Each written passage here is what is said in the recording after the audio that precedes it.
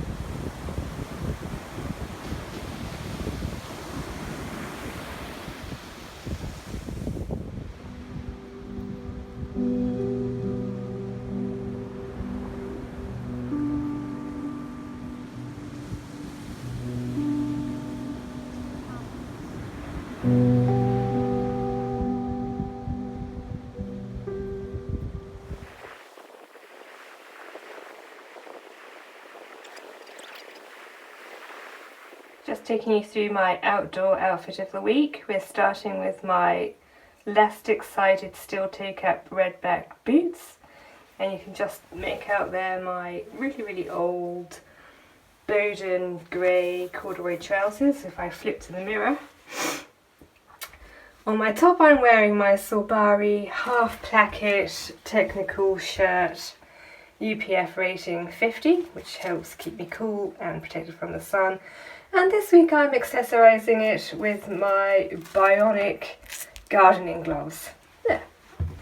My outdoor outfit of the week. Hello, welcome to Monday.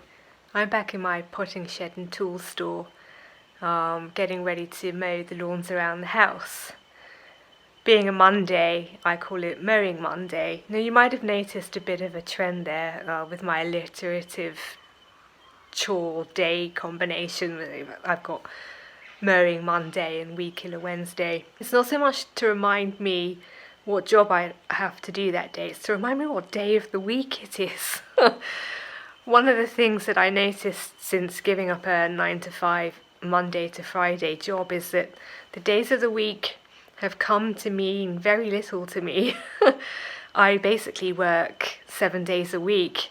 I give myself the treat of a half day on a Saturday, but aside from that, every day's a work day. So before I start the mowing today, I thought I'd just give you a quick tour of the mower that I'll be using for this job. This is my 36 volt brushless Ryobi electric lawnmower. I've probably had it for about a year now. It's actually the second one that I had. The first one stopped working. Ryobi in Australia is sold through a shop called Bunnings, which is basically a hardware store, and all credit to them. I got a brand new Ryobi lawnmower as a replacement, and there was no quibbling. It was all very straightforward, so I was very impressed with that customer service. As you can see, probably it's got a 46 centimetre cutting deck, so it has got 5 cutting heights, and it's very easy to change them. I'm just doing that with one hand. It's also got a catcher, which I keep over here. I don't tend to use it because I like to mulch the grass clippings. Battery sits in here, and you can check how much the charge is on it by pressing this button, and there, all 4 green lights come on. I've got 2 of those batteries. These are the 5 amp hour batteries, but you can get them in all sorts of different sizes. I'm looking to get the next size or 2 up. which necessitates getting a different cover because the battery's too big to sit in there. The benefit of that, I find, is that it will not only make the mower more powerful, but it'll also keep the mower running for longer. I like lawns as much as the next person, but I'm not obsessed by them, and so a machine like this that is lightweight and manoeuvrable and can be recharged using my solar panels is, I feel, a really good choice for me and for anyone in a similar situation, whether you're off-grid or not. If you've got a small or medium-sized lawn and you're not obsessed by getting every blade of grass exactly the same length and putting stripes in it and having no weeds in it, then I can recommend this lawnmower to you. If you are thinking of getting a battery-powered lawnmower like my Ryobi, but weren't too sure if it will suit your needs, I thought I'd just quickly give you a sense of scale of the amount of lawn that I can mow on a battery, just to see if that will help you. So this is the lawn behind my house. So obviously I go up and down, up and down, up and down, and then I go underneath this tree, and I mow this bit of lawn in front of the house, up and down, up and down, up and down.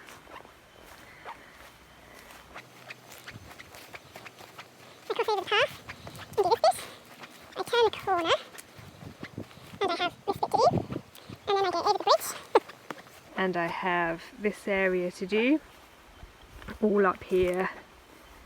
Now, if conditions are optimal, as in it hasn't rained and the grass is dry and it's not too long, I can do all of what I've just showed you and all of the rest of my lawn, so all of this area, on one battery. And then the battery will basically be flat and I'll need to recharge it. If conditions are suboptimal, so there's been moisture but for unavoidable reasons I have to mow the lawn, or I've left it a bit too late and the grass has got long, I'll probably get to about here, almost to the end, and I'll have to replace the battery and then finish the job off, which is just this little section here on my second battery. So I hope that gives you a sense of scale of the amount of lawn that it's possible for me to mow on one or almost one battery. One last thing I want to point out, look, this may be specific to me, I don't know, but I am sick and tired of petrol engines that you have to start by yanking a cord. It does my nut. So another thing that I really like about this Ryobi is that in order to start it, all I have to do is push this button and pull this handle.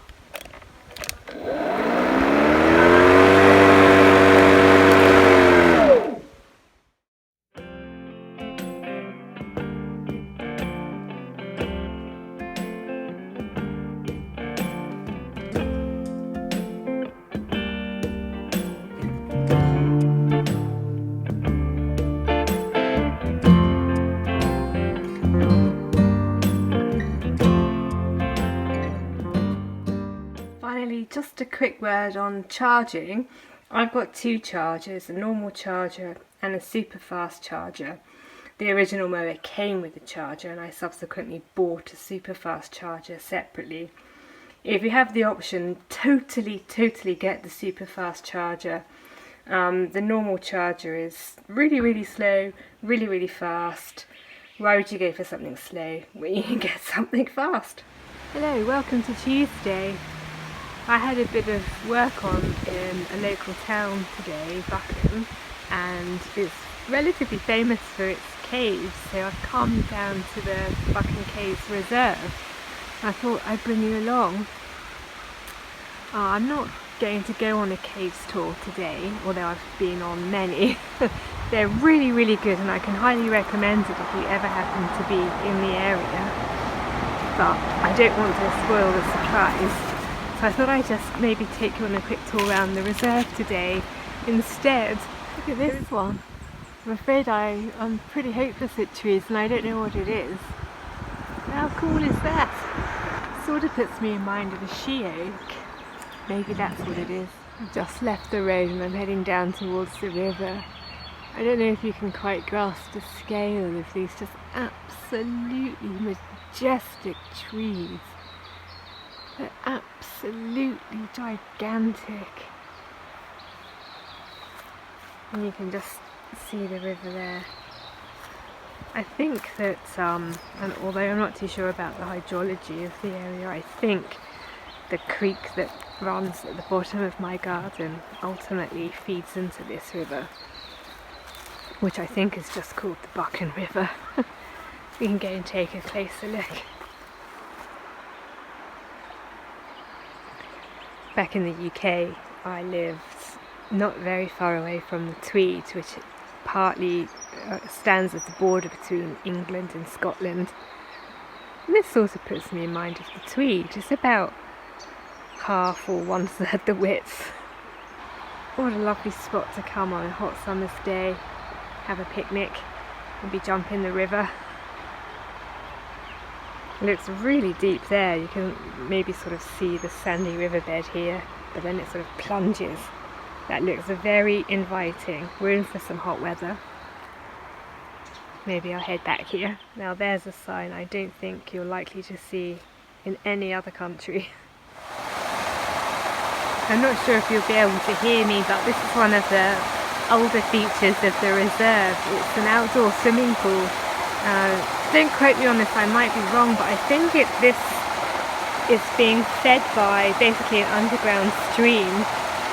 The pool's currently not in use, so the water's just draining away, I assume towards the river.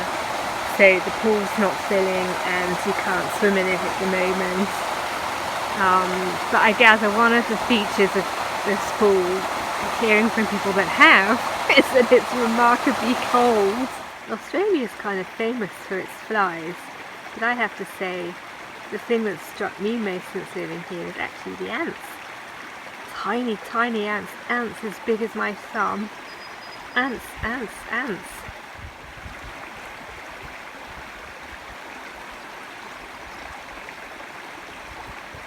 Just a quick point of interest, if like me you're a big Bing Crosby fan and you like that song Don't Fence Me In, you'll know what I'm talking about, but here we are. This is what a cottonwood tree looks like. Ugh. It's a big one. I'm not going to head up towards, or take you on a tour of the actual caves, but because of the geology of the area, excuse me, which I think is largely limestone, the whole area is riddled with these caves, these deep dark crevices in the earth. And here's a little one. I thought we may as well head up and have a look. We head on into the gloom through this narrow little entrance.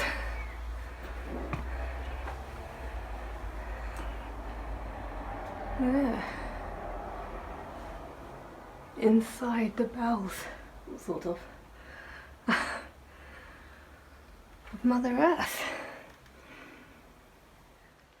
I'm looking a bit pink today, I'm not sure why. Well, probably it's got something to do with the fact that I've been out mowing the lawns this morning, which if you've seen any of my previous vlogs will come as no surprise to you, but I thought I'd spare 2 lots of lawn mowing in one vlog. It's a bit of a bitty day for me today, so some of the tasks that I've been undertaking include bringing up kindling to the house, bringing up firewood to the house, tying up a rambling rector rose which I planted earlier this year, which I'm trying to train up a eucalyptus tree, getting my hammock prepped ready for the warm weather to come, a little bit of lawnmower maintenance, a little bit more lawn mowing, and possibly some strimming of one of my fire breaks. Basking in the early evening light. I just don't know if she could be any more comfortable. Welcome to Thursday morning. I'm off on my walk again. I thought I'd just stop by at the creek to show you how it's looking as a comparison to what it was like a couple of weeks ago after all that rain. It's still very pretty. I love the sound it makes. It burbles along. But as you can see, much shallower than it was before. So something a bit different for me today. I hope you can see the screen okay and it's not going all mad on you. But essentially, as you can see, it's Thursday today. For the next few days, we're expecting a bit of a heat wave, followed by what's known as a cool change, when the temperatures will suddenly plummet on Monday through Tuesday, Wednesday. So part of my responsibility is to monitor the weather, particularly during summer. Primarily that's to monitor for potential fire danger weather, but also it is to generally keep an eye on these peaks of heat, and that is because I'm also responsible for managing the temperature of the house. The reason that I need to manage temperature is because we don't have air conditioning, so I rely on some very basic principles which actually start the day before. And what I do is throw all of the windows and doors and curtains and blinds open to get the house as cold as I possibly can. That's my baseline, my starting point. And then on the first morning of a heat wave, I then do the reverse. I shut all the windows, I draw all the curtains. In this downstairs bedroom, I create what I call a cool sink. So as you can see, it's a bit cave-like. So I close all the windows, close all the curtains, which are also got thermal linings, shut the door round. So this becomes a bit of a refuge area if we need it. This will be the coolest part of the house. These curtains currently aren't lined, but I will be lining them. And in future, if it's at all possible, we would very much also like to replace these windows, which are single glazed, with double glazing, partly to help keep the house cool in summer and warm in winter, but it's also part of our bushfire protection plan. The house itself is made out of mud brick, and the roof is made out of corrugated iron. So the house is actually relatively slow to heat up, but it's also conversely relatively slow to cool down. Another thing that I do, or rather don't do, is light the range. The range provides us all of our hot water through pipes at the back, as well as our main source of heating in the winter where it radiates out heat. And also it's our main source of cooking with the stovetop and the cooker. In previous summers I've kept the range going all year round, except for total fire ban days when I could light it but I choose not to. But this year we're slightly more prepped in that we've got an electric kettle and a really fancy microwave that does grilling and steaming, and it's got all sorts of different settings. It means that we'll be down on hot water, which means basically washing at the sink, having a cold shower, which is manageable, it's doable, I'm not going to complain, we can still wash. It is suboptimal though, that's certainly true. And one of the things we're looking at down the line is installing a secondary complementary hot water system to the range. Maybe solar hot water on the roof, or some sort of system which uses some of our spare electricity. Either way, when we do it, I'll take you on that ride with me. Well, it's getting on for the end of my week here now. So I'm just going to finish up with a spot of weeding on one of my flower beds. For those of you who are eagle-eyed, you will notice that I have changed my outdoor outfit of the week, so very quickly I'll just show you. I am still wearing my elastic-sided boots. I'm wearing them with my mongrel wool socks. I'm wearing my Green Hip gardening shorts. Green Hip are a company that make outdoor workwear for ladies. If I spin you, I'm wearing my Solbari, that's cat hair, my Solbari Kulasan gardening top, which has a UPF rating 50. Solbari make outdoor wear, which is primarily intended to help protect you from the sun, but this fabric is also supposed to help keep you cool. I got it for Christmas, so I thought it would be a good opportunity to try it out. I'm pairing it with my Solbari Legionnaire style gardening hat. Helps to keep the sun off my face and off my neck. And as always, I'm accessorising with my bionic gardening gloves. I essentially wouldn't go anywhere near any work in the garden without wearing gloves because you never know what's lurking in the plants. I hope you have a good weekend. See you next week. Bye.